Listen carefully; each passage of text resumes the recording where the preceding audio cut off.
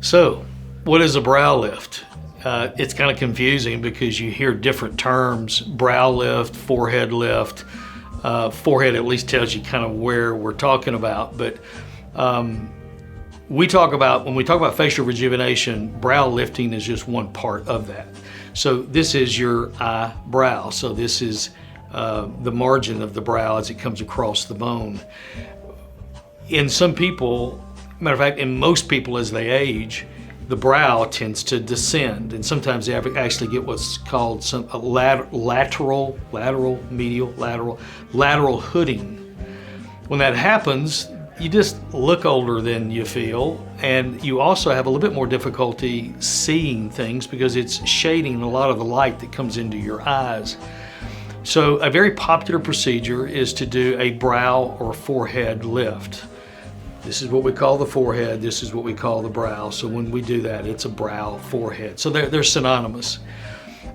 Usually it's done in people that are probably in their mid-50s or later.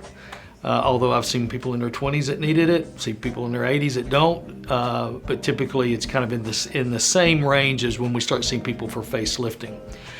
I honestly think in general, brow lifting may be overdone in some people, but when the indications are there, I think it is a very effective approach. What can be also a little bit confusing to patients is you can find just about as many different ways to do brow lifting as there are surgeons. So I would encourage you to find someone who does it regularly, someone who's willing to sit down and talk with you about those other options and find something that suits you.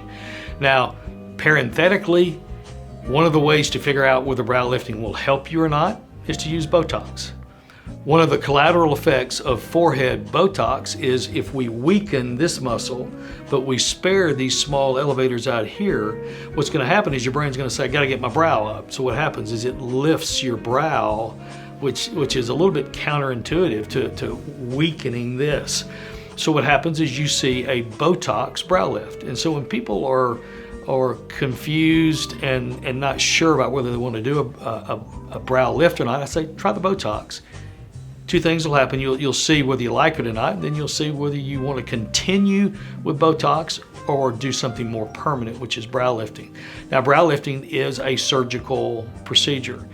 And as I said, it varies from surgeon to surgeon, but in general, some kind of an incision is going to be made at the hairline, and hopefully it's something that's very difficult to see. And a lot of our patients tell me that even with wet hair coming up out of the swimming pool, you can't see the incision at all. It heals very nicely.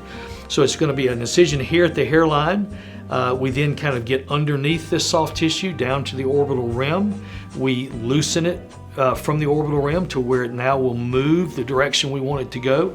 And usually it is superiorly and laterally, so it's up and out. And then you can just watch and see the effect that you're creating, and you take out the extra tissue you have that will help support and pull the forehead into the position that you want. And then it's done on both sides. Usually done pretty equally, sometimes not, depending on how much brow droop you have from side to side.